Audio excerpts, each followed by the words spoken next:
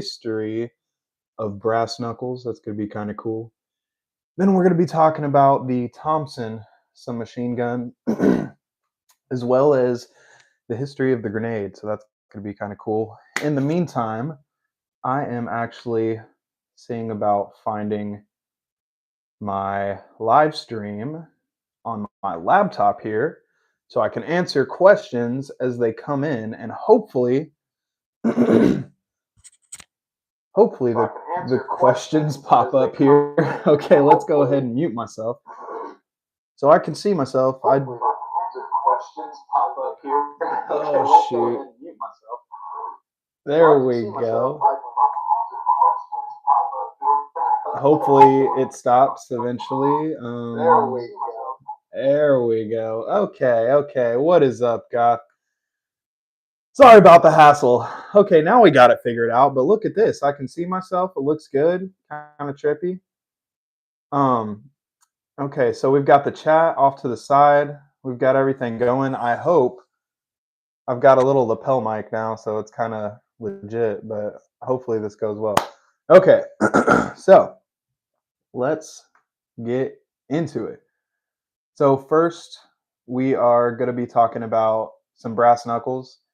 And before I guess I get into anything, I got to reload these freaking magazines. I went shooting the other day and I haven't reloaded anything, so we'll go ahead and get that queued up. Goth, I see you there. Go ahead and drop some comments in the chat just so I can see if it's actually working right, because this is the first time I've ever streamed like this.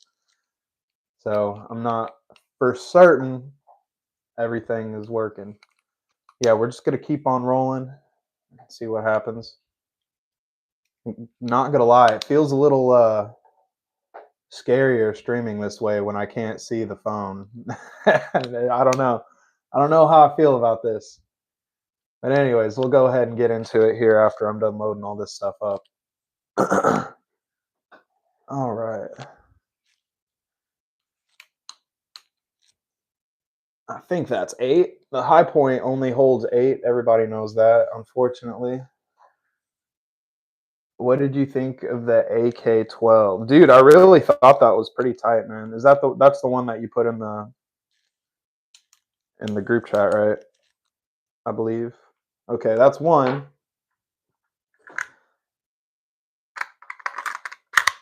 I've never shot aluminum casing before out of this thing. I'm not quite sure how it's gonna like it, but I guess we'll try that here soon.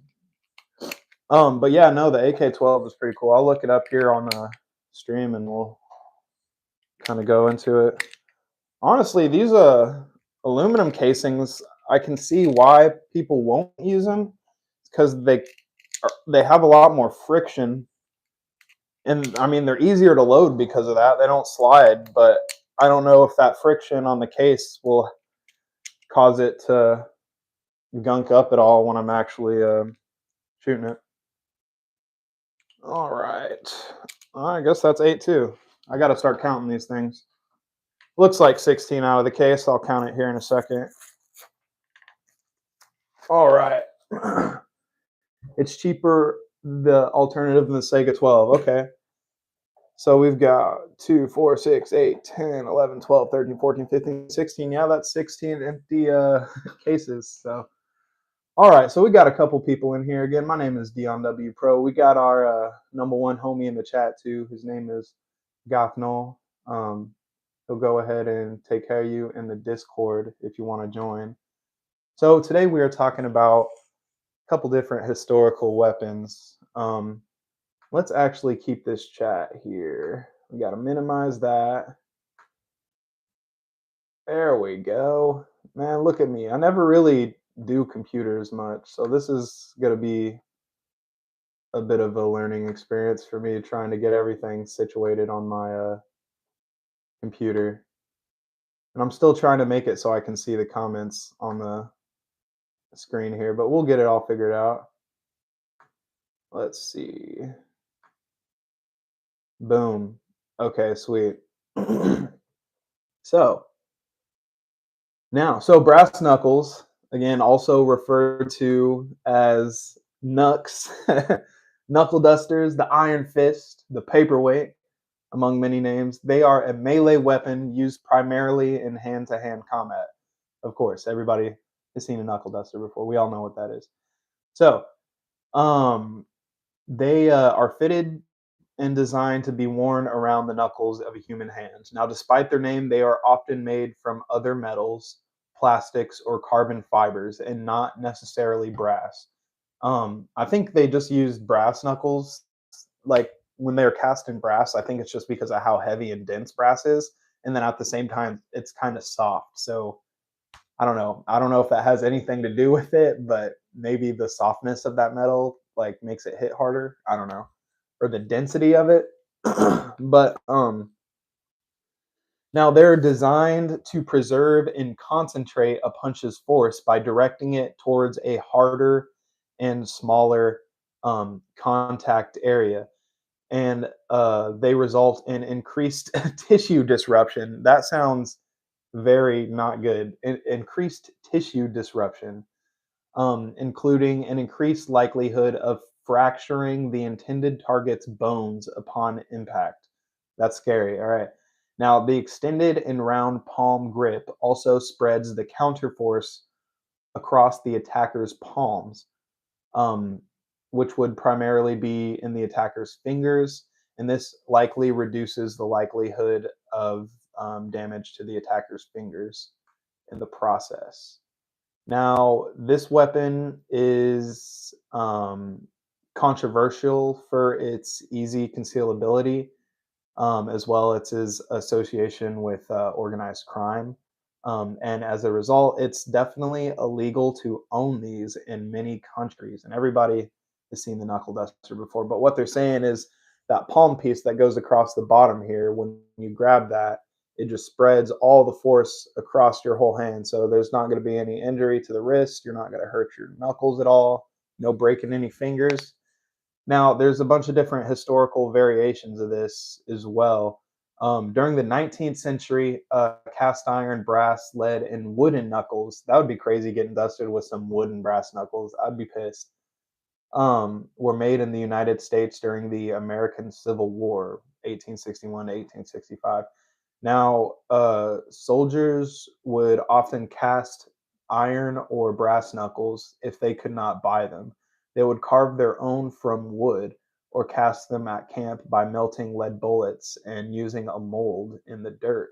Wow, that's actually pretty cool. I never even thought of doing something like that. That would be like a fun campfire activity, no lie. That'd be badass. All right, now it says by the late 18th century, knuckle dusters were incorporated into various kinds of pistols, such as the Apache revolver. I'll go ahead and pull that up for you real quick. I don't know if you guys can really see it or not, but that's what the Apache revolver is. Hopefully, you guys can see that. And now let's go back here. Now the Apache revolver looks like the handle, the grip actually was the dusters for it, and they actually did a knife version of that without the revolver. And again, it says by the 18th century, knuckle dusters were incorporated into various kinds of pistols, such as the Apache revolver, used by criminals in France in the late 19th century to early 20th century. During World War I, the U.S. Army issued two different knuckle knives, the U.S. Model 1917, excuse me, and the U.S. Model 1918, the trench knife. Now, knuckle dusters and knuckle knives were also being made in England at the time and purchased privately by British soldiers. It was advised not to polish brass knuckles, as allowing the brass to darken would act as camouflage on the battlefield. Oh, that's pretty cool. That makes sense. You don't want shiny, super shiny brass knuckles like catching the light while you're trying to sneak around. That's cool. Um, by the way, let me know if you guys can hear me fine. Like I said, I just got this new lapel mic. I don't know if it's like working well or not, but yeah. Um, now it says by World War II, knuckles and knuckle knives were quite popular with both American and British soldiers. The Model 1918 trench knives were reissued to American paratroopers, and notable knuckle knives still in use in Cuchillo de Parasadista issued to Argentinian troopers. Um, so this is what that one looks like. I'll try and get a little close here so you guys can see that. So that's what the knife duster looks like. That's pretty cool. All right. Let's see here. All right. Okay. So that's kind of cool. We got the brass knuckles. So we'll take that tab off. Now we are going to go ahead and look at the Thompson submachine gun. We're going to go ahead and read through some of the history of that. Now, the Tommy gun, everybody knows the Tommy gun. If you watch Peaky Blinders, they have the Tommy gun on there a lot. Love that show, by the way. I just finished it. Um, but it says the Thompson submachine gun, also known as the Tommy gun, the Chicago typewriter. I love that name. That's badass. The trench broom. You got to sweep up the trenches. Okay, that's badass too. Now, it is a blowback operated selective fire machine gun invented and developed by Brigadier General John T. Thompson, a United States Army officer, in 1918. So, this is a pretty old weapon, over 100 years old now. It was designed to break the stalemate of trench warfare of World War One, although early models did not arrive in time for actual combat. Okay, now the Thompson saw early use by the United States Marine Corps during the Banana Wars. Do not know about the the Banana Wars. We'll have to look into what that is later because I've never heard of that. They used them during the Banana Wars, and the United States Postal Inspection Service, the Irish Republican Army, the Republic of China, and the FBI all used these weapons following the Kansas City massacre. Now, the weapon was sold to the general public because it was so widely used by criminals. The Thompson became notorious during the Prohibition era as the signature weapon of various organized crime syndicates in the United States in the 1920s. I did not know. I always forget that it used to be like completely legal to have automatic weapons when they first came out. Now, the Thompson was widely adopted by the U.S. Armed Forces during World War II and was also extensively used by other Allied troops during the war. Its main models were designated as the M1928A1 and the M1, and also the M1A1. Now, during its time, more than 1.5 million Thompson submachine guns were produced during World War II. 1.5 million Thompson submachine guns. That is crazy. Now the first weapon to be labeled and marketed as a submachine gun. That's pretty cool. Um, the original selective fire Thompson variants are no longer produced, although numerous semi-automatic civilian versions are still being produced by the manufacturer Auto Ordnance. These models retain a similar appearance to the original, but have various modifications in order to comply with U.S. firearm laws. So you can still get something that looks like a, a Tommy gun, but it's not going to be automatic, obviously, unless you're like you have like some crazy license that allows you to fire that. Oh, don't want to mess that up. We got 7 people in here. Go ahead and drop a subscribe if you haven't before. We also have a Discord where we talk about stuff like this in the chat. It's called a DWP Gun Lounge, or yeah, DWP Gun Lounge. Anyway, so Brigadier General John T. Thompson, this is the guy who made it. He spent most of his career in the Ordnance Department of the U.S. Army and was the original inventor and developer of the Thompson submachine gun. He envisioned it as being a fully automatic rifle in order to replace the bolt action service rifles then in use, such as the M1903 Springfield, which is a bolt action. Now, Thompson came across a patent issued to the American inventor John Bell Blish in 1915 while searching for a way to allow his weapon to operate safely without the complexity or recoil of gas operated reloading. Blish's design, known as the Blish lock, was based on the supposed adhesion of inclined metal surfaces under pressure. That's a whole lot of science stuff. Now, Thompson gained financial backing from the businessman Thomas F. Ryan and proceeded to found a company, which he named the Auto Ordnance Company in 1916 for the purposes of developing his new auto rifle. Now, Thompson was primarily developed in Cleveland, Ohio. Its principal designers were Theodore H. Eichhoff, Oscar P Oscar V. Payne, and George E. Goll. By late 1917, the limits of the Blishlock were discovered. And let's see here. And rather than the firearm working as a locked breech, the weapon was instead designed to function as a friction delayed blowback action. It was found the only cartridge then in service suitable for use with this new lock was the 45 ACP. That's badass. You're firing 45 ACP out of the original Tommy gun. That is some heavy duty shit right there. Again, that's why they call it the trench broom. That is badass. Now, General Thompson envisioned a one-man handheld machine gun chambered in 45 ACP to be used as a trench broom for the ongoing trench warfare in World War One. Oscar V. Payne designed the new firearm along with its stick and drum magazines. That's cool. The project was titled Annihilator 1. Most of the design issues had been resolved by 1918. However, the war ended 2 days before the prototypes could be shipped to Europe. Those guys definitely lucked out. I gotta say, they lucked out. That's crazy.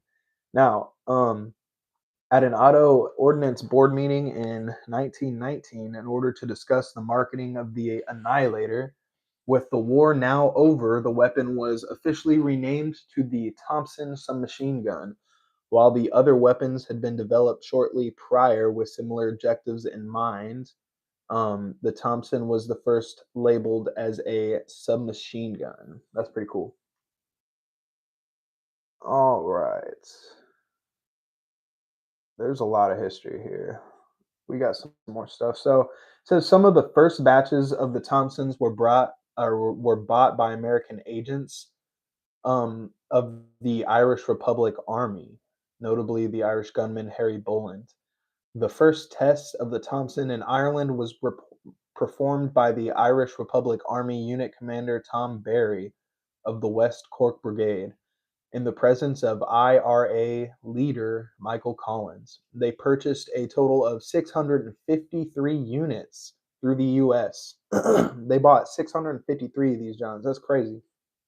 Now, they bought those through US customs authorities, which is crazy. Oh, okay. Sorry. So out of the 653 units that they purchased, 495 were seized by New York authorities, but the remainder of them found their way to the IRA by way of Liverpool, England, and were used in the last month of the Irish War of Independence from 1919 to 1921. After a ceasefire called by the British in July 1921, the IRA imported more units, which were used in the subsequent Irish Civil War. The Thompson was not found to be very effective in Ireland. It was not conducive to terrorist actions. I'm glad it wasn't, having only caused serious casualties in 32% of the incidences it was used. Now, during the failed 1924 Estonian coup, the communists used the Thompsons in an attempt to storm the Tallinn barracks. Meanwhile, the MP-18 was used by the defenders. This was possibly the first engagement where the submachine guns were used on both sides. That's pretty interesting. Now, the Thompson achieved early notoriety in the hands of Prohibition and the Great Depression era gangsters, as well as the lawmen who pursued them. It was also depicted in gangster films during this era, most notably regarded by the St. Valentine's Day Massacre. Now, the Thompson guns used in the massacre are still being held at the Berrien County Sheriff's Department. That's crazy. The Thompson had been referred to by one researcher as the gun that made the 20s roar. That's cool. That's cool. All right, so that's enough about the Thompson. We're gonna go ahead and get into my little segment here that I call the ideal conceal. So today we are going to be talking about the Kimber K6, which is my ideal conceal. Now, the Kimber is a pretty cool standout um, snub snub nose revolver. I've always liked it. Oh, what does it say? Spare any pocket fan? Asking for a friend. Thompsons are absolute bricks. Uh, stock stock wants to drop from your shoulders. Still cool, like your vids. Hey, I appreciate you, Angel Eyes. Um, come back, come to the Discord. We might have some pocket fent for you.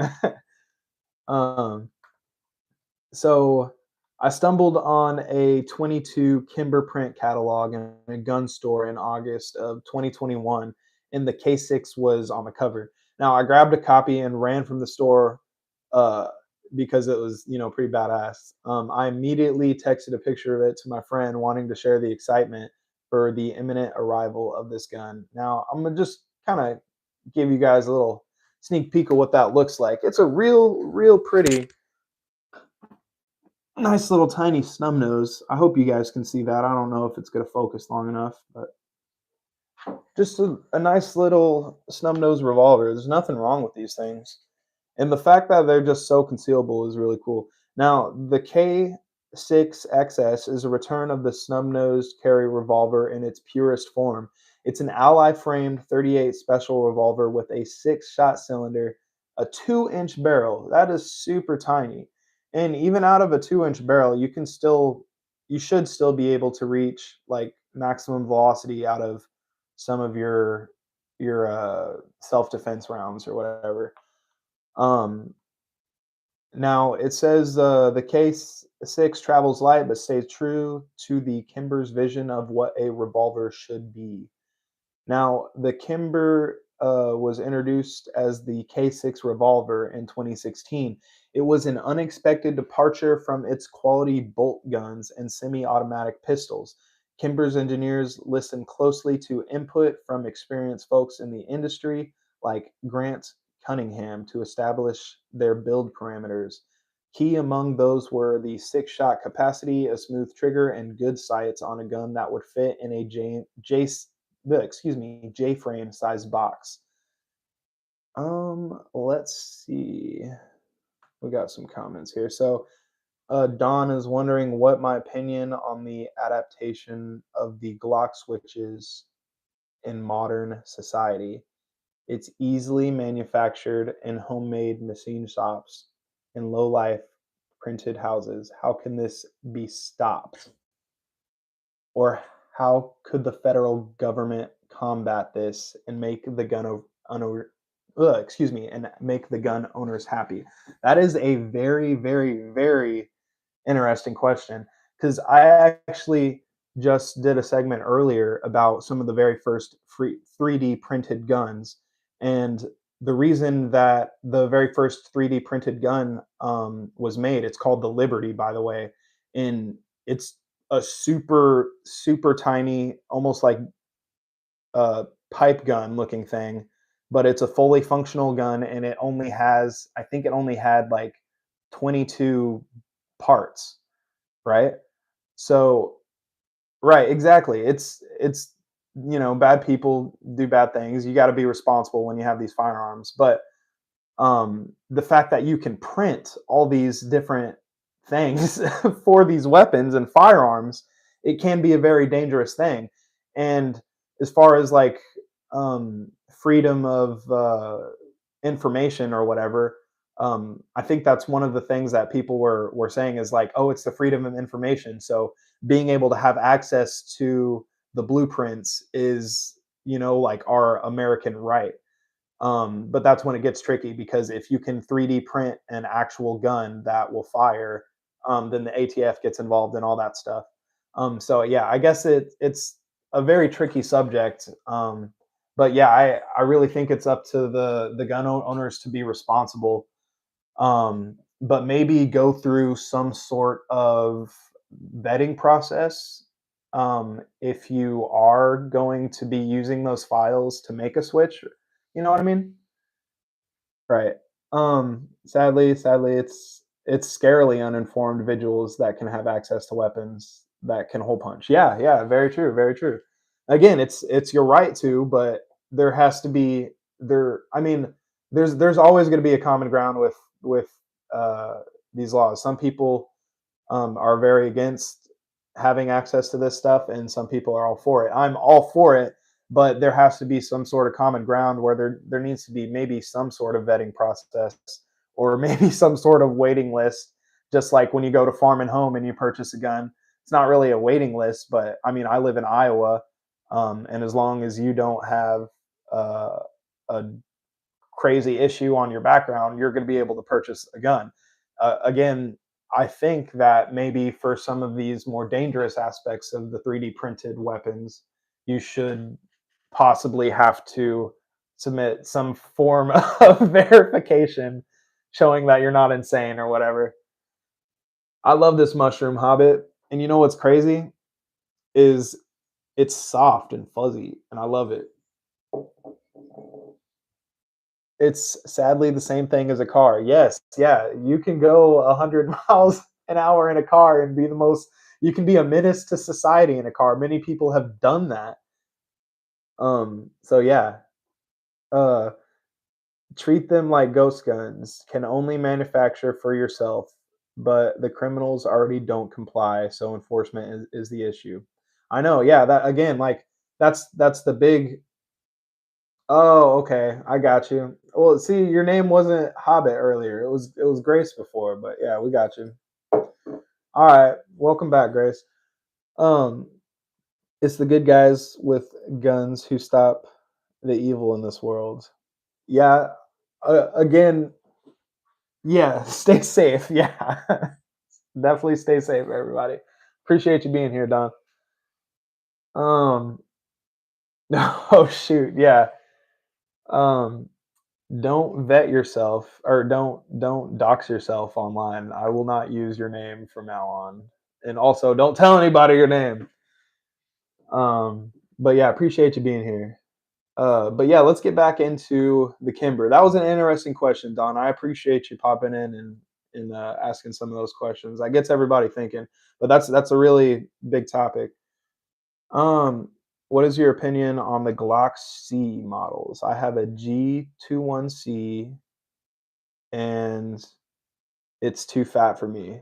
Okay. Well, I mean, I haven't shot the C models myself.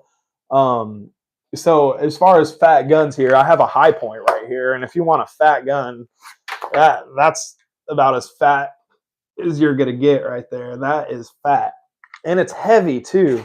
But honestly, I have had the most fun shooting this thing, so I don't really have a problem with fat guns. But yeah, it's fat.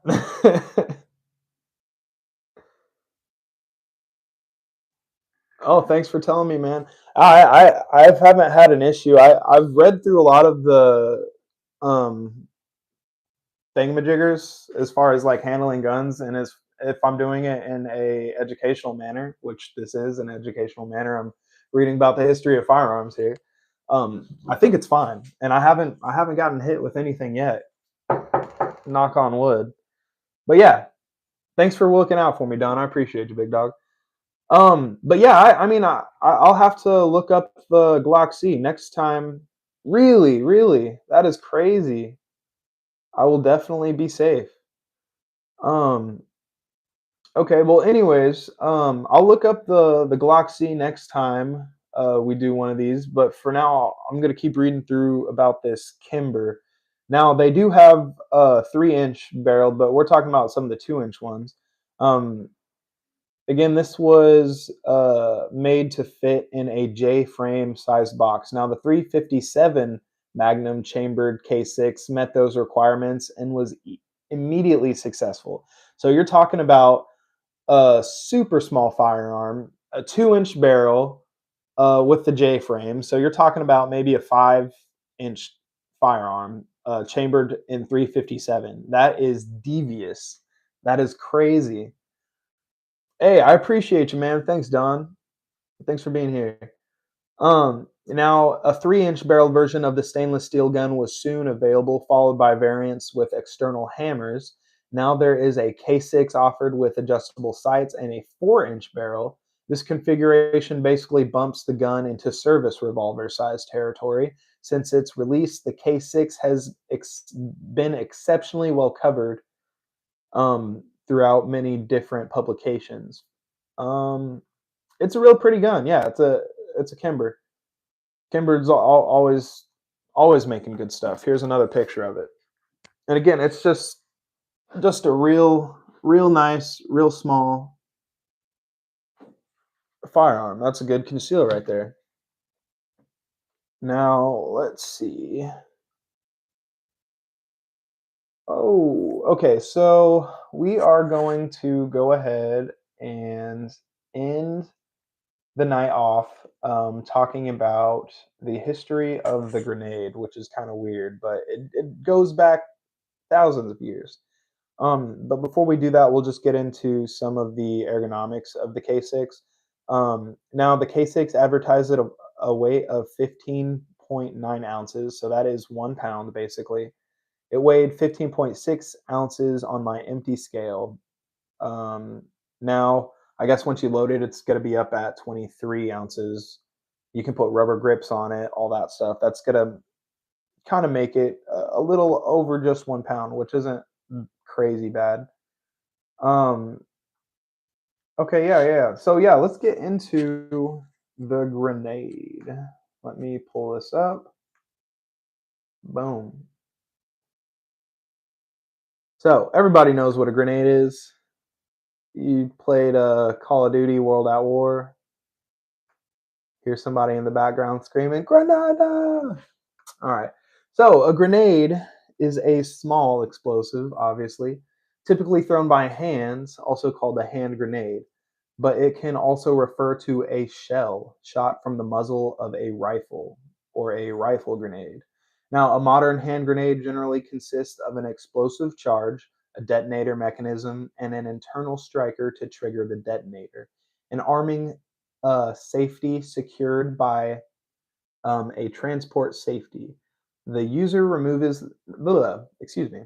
The user removes the transport safety before throwing, and once the grenade leaves the hand, the arming safety gets released, allowing the striker to trigger the primer that ignites a fuse. Now, sometimes this can lead to a short delay, which burns down to the detonator and explodes the main charge. All right. Grenades work by dispersing fragments um, or chemicals such as smoke gas or fire, such as incendiary grenades. Their outer casings are generally made of hard synthetic material or steel designed to rupture and fragment upon detonation. Grenades are often spherical, cylindrical, or often truncated to an ovoid shape, to a size that fits in the hand of an average adult. Some grenades are mounted at the end of a handle known as stick grenades. That's pretty cool. The stick provides leverage for throwing longer distances, but at the cost of additional weight and length, and has been considered obsolete in Western countries since the Second World War. So the stick grenades are those like big grenades with the fist and then the long pipe attached that you would see, and I believe that is something that the Germans would use. Um, Now, the origin of the word grenade is disputed. Some claim it is derived from the French word spelled exactly the same, meaning pomegranate, while others claim it is taken more directly from the Latin granatus, meaning filled with grain.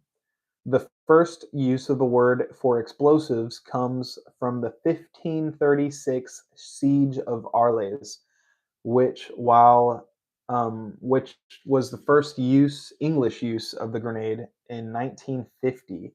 So some of these old grenades are pretty devious. They're like old clay pots, and they were filled with basically metal spikes and stuff. So basically, your early fragmentation grenades, or a pipe bomb almost.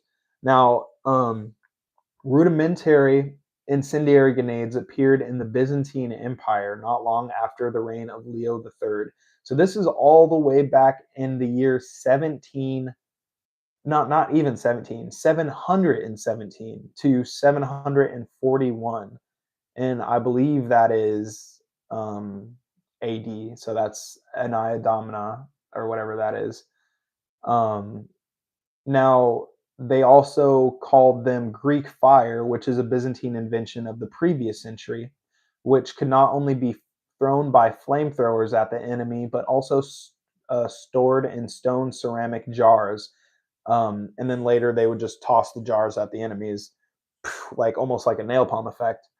Um, Now, the history of gunpowder in Song, China, in the year 960 to 1279, weapons known as thunder crash bombs. That is cool. A thunder crash bomb. Those were created when soldiers packed gunpowder into ceramic or metal containers, fitting them with fuses. A 1044 military book, Wu Jing Zongyao, um, compilation of military classics, described various gunpowder recipes. And in one which can find, according to Joseph Needham, the prototype to the American modern hand grenade. So all the way back in the year 1044, they had basically perfected that um, mixture of gunpowder for the perfect hand grenade. That is crazy. Now, the shells are made of cast iron as large as a bowl and shaped like a ball. Inside, they contain a half pound of divine fire, or shinhu, which is gunpowder. They are sent flying towards an enemy camp, from a catapult or by hand, and when they get there, they sound like a thunderclap, and flashes of light appear. If 10 of these shells are fired successfully into the enemy camp, the whole place will be set ablaze. This is what they kind of looked like. Here's an ancient blueprint of what the thunderclap looked like. That is cool. All right, so let me go back here.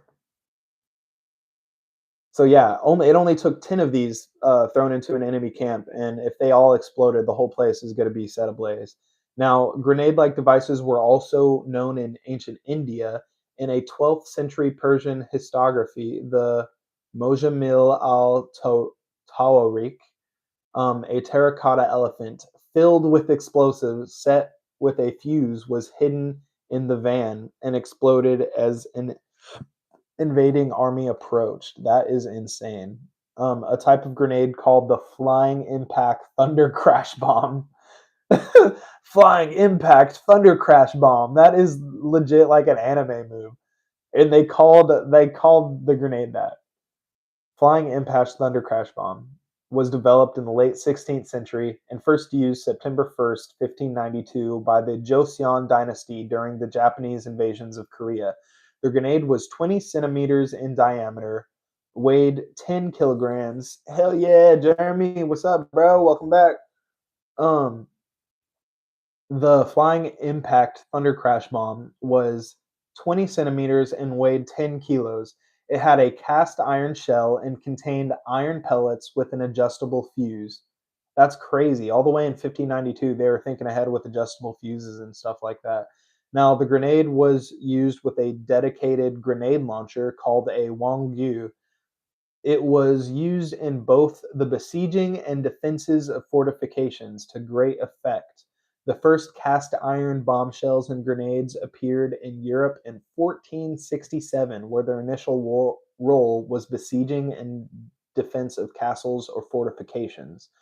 Wow. A hoard of several hundred ceramic hand grenades was discovered during the construction in front of a bastion of the Bavarian city of Ingolstadt, Germany, dated to the 17th century. So they found a hoard of grenades that were stashed there from the 1600s. Imagine, like, I absolutely love the fact that you can go back in time and somebody had the foresight to just put all of these grenades there. They're like, we're going to need these grenades for later.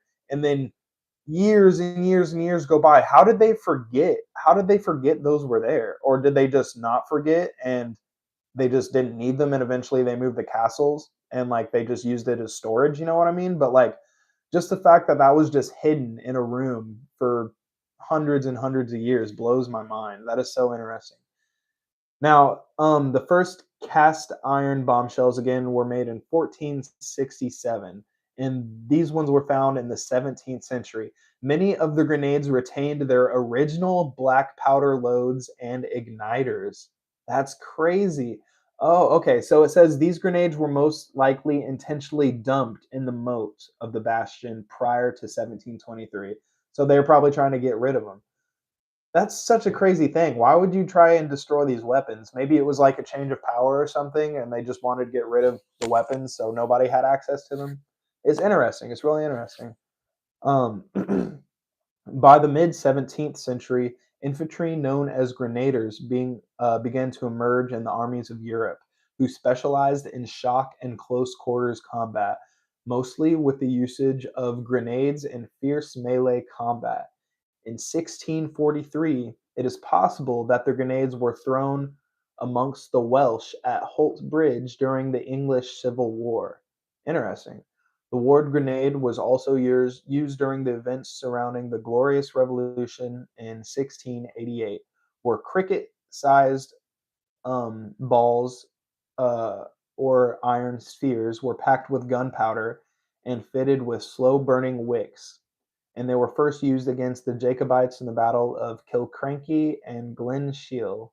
These grenades were not very effective, owing both to the unreliability of their fuses as well as inconsistent times to detonation, and as a result, they saw little use. Now, grenades were also used during the golden age of piracy. I'm doing good tonight, man. I hope everybody else is doing pretty good. Just having a slow night. I had to take a sick day from work today. I wasn't feeling good. Had a bit of a stomach bug, so feeling a little bit better tonight. So I hopped on stream. Now we're just talking about the history of the grenade. We're gonna wrap it up here before too long, but I still got a couple of things I wanted to talk about. But I hope you're doing okay too, Jeremy, man. Um, Now, the grenades again were also used during the golden age of piracy, especially during boarding actions.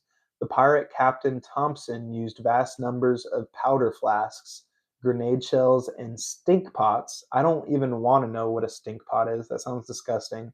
To defeat two pirate hunters sent by the governor of Jamaica in 1721.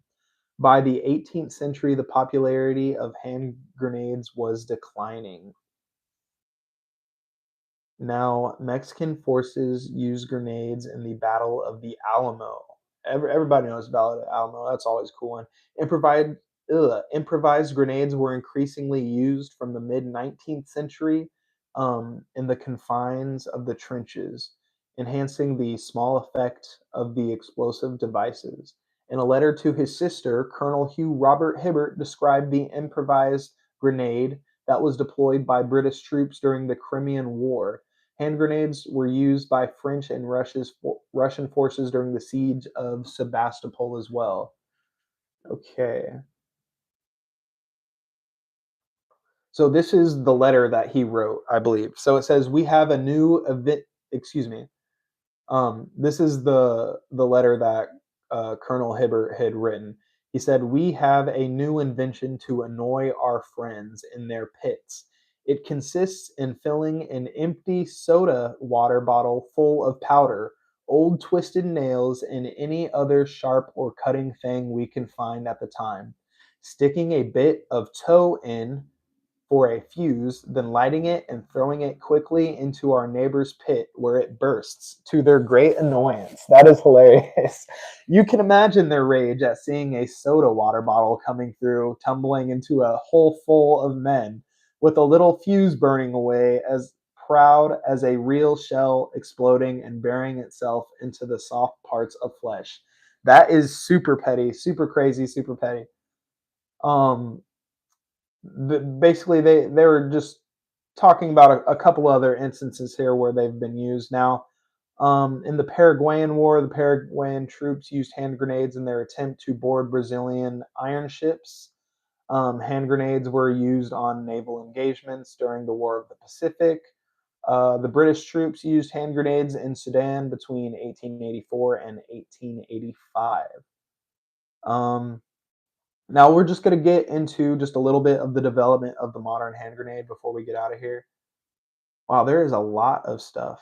Now, around the turn of the 20th century, the ineffectiveness and the available types of hand grenades, coupled with their levels of danger to the user and difficulty of operation, meant that they were regarded as increasingly obsolete pieces of military equipment.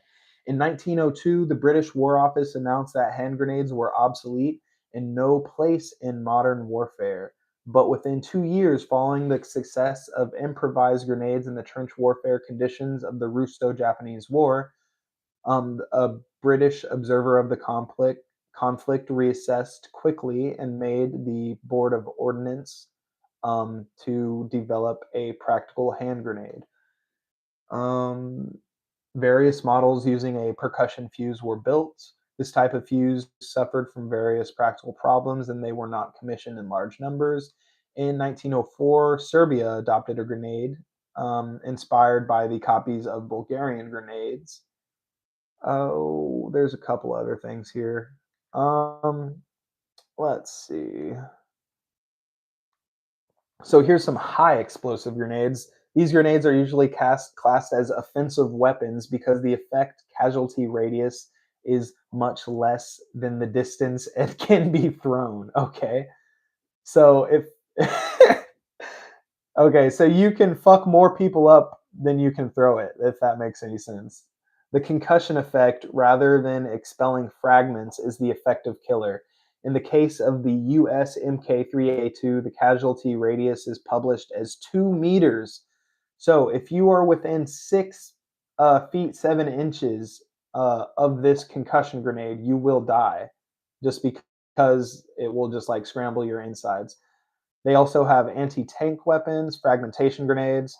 Modern fragmentation grenades, such as the M67 grenade, have a wounding radius of 15 meters. If you are within 50 feet of one of these modern fragmentation grenades, you have the potential to be injured.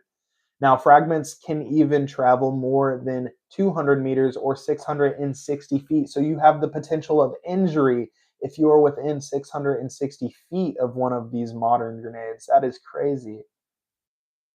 All right, that is going to go ahead and wrap it up tonight. I appreciate everybody being here. This is the first night I streamed with my lapel mic.